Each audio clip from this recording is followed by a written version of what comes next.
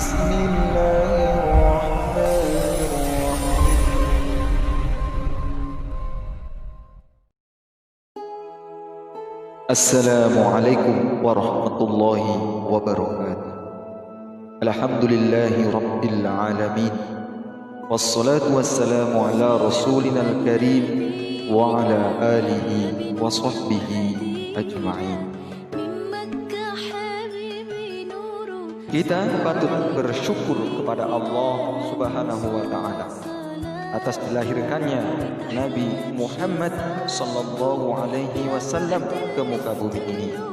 Karena dengan kehadirannya umat manusia mendapat petunjuk ajaran yang benar dengan berpedoman kepada Al-Quran dan Al-Hadis. Di momentum memperingati hari kelahiran Nabi Muhammad sallallahu alaihi wasallam ini, yang paling penting kita senantiasa mengikuti setiap apa yang beliau sampaikan, bersholawat atasnya, menjaga nama baik Nabi sallallahu alaihi wasallam, dan kita jadikan sebagai upaya mencapai derajat taqwa.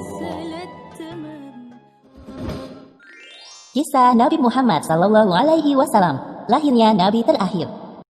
Ribuan tahun lalu, Mekah hanyalah sebuah lembah di tengah padang pasir, tempat persinggahan para kafilah dagang yang kemudian diubah menjadi sebuah kota di masa kekuasaan Nabi Ismail alaihi salam. Kota Mekah juga menjadi saksi atas lahirnya Khatamul Anbiya, penutup para nabi. Beliau adalah Muhammad bin Abdullah.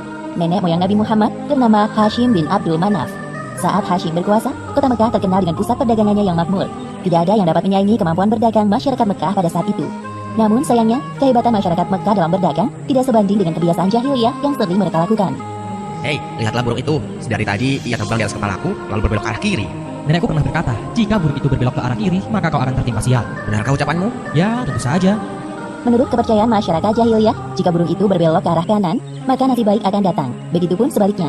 Orang-orang Arab pada masa jahiliyah sangat percaya pada tahayul.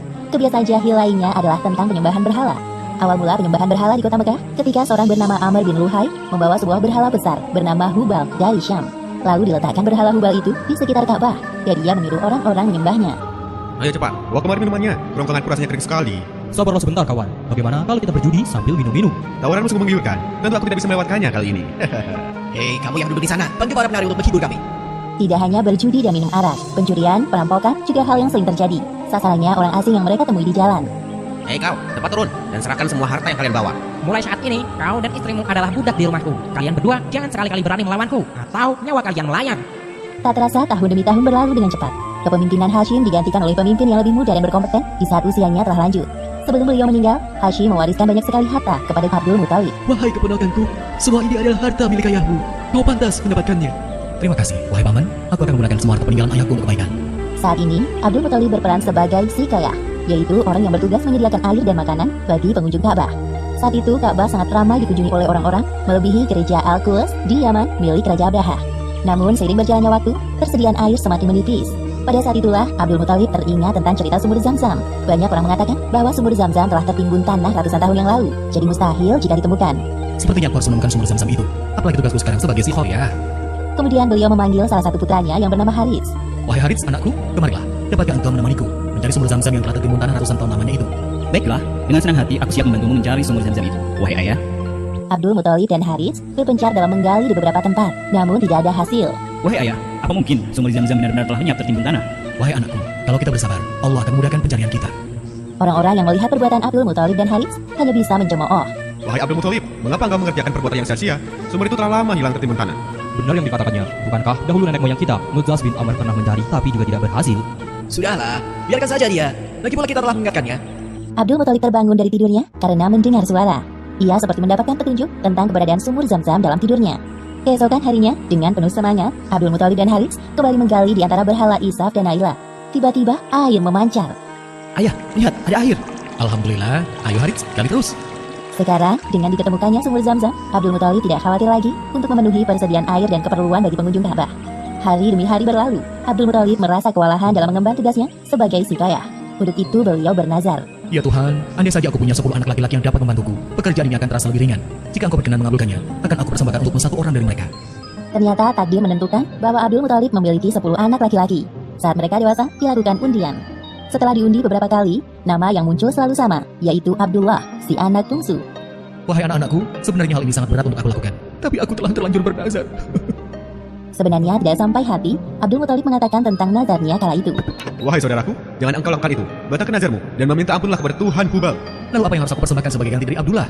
Kalau engkau dapat menebusnya dengan harta, maka berikanlah itu kepada berhala agar mereka tetap berkenan kepadamu. Menurut kami, itu keputusan yang terbaik. Setelah melakukan perundingan cukup lama, diputuskan bahwa Abdul Muthalib harus menyerahkan 100 ekor unta sebagai ganti dari persembahan Abdullah. Abdullah adalah pemuda baik, sopan dan berwajah tampan. Banyak gadis-gadis Mekah yang tertarik dengannya, apalagi ketika mereka mendengar bahwa nyawa Abdullah setara dengan 100 ekor unta. Mendengar kenyataan bahwa Abdul Muthalib berencana menjodohkan Abdullah dengan anak dari Wahab bin Abdul Manaf, para gadis Mekah itu tentu kecewa. Allah Subhanahu wa Ta'ala telah menentukan jodoh Abdullah dengan Aminah, gadis yang memiliki nasab yang paling baik di kalangan suku Quraisy. Akhirnya mereka berdua menikah. Wahai istriku, musim semi telah tiba. Ini tandanya aku harus melakukan perjalanan dekat ke Syam. Pada saat itu, Aminah sedang hamil muda. Jika itu memang kewajibanmu, pergilah wahai suamiku. Meskipun sesungguhnya, aku sangat berat untuk melepas kepergianmu. Simpan kekhawatiranmu, wahai istriku. Aku sekarang ini harus bekerja keras untuk calon bayi yang ada di dalam kandunganmu ini. Keesokan harinya, Abdullah berangkat bersama kafilah dagang yang lain. Aminah melepas kepergian suaminya dengan doa. Perjalanan dagang Abdullah berjalan lancar. Dalam perjalanan pulang, Abdullah singgah di Madinah untuk menemui sanak saudara dari ibunya. Ketika beristirahat, tiba-tiba Abdullah merasakan kesakitan dan merasa tidak sanggup melanjutkan perjalanan. Wahai kawan, sepertinya aku tidak sanggup untuk melanjutkan perjalanan ke Mekah. Tolong sampaikan kabar tidak baik ini kepada ayahku. Baik, wahai Abdullah, aku akan menyampaikannya kepada Abdul Muthalib sesampainya di Mekah.